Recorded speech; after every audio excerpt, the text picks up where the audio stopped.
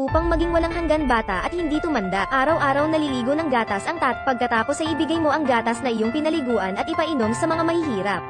Hindi lamang ang mga mahihirap ang hindi nakakaramdam pero sobrang nagpapasalamat din siya pala ang reyna ng bansang ito. Ilang taon na ang nakalilipas ang bansa ay pinamumunuan ng isang monarko.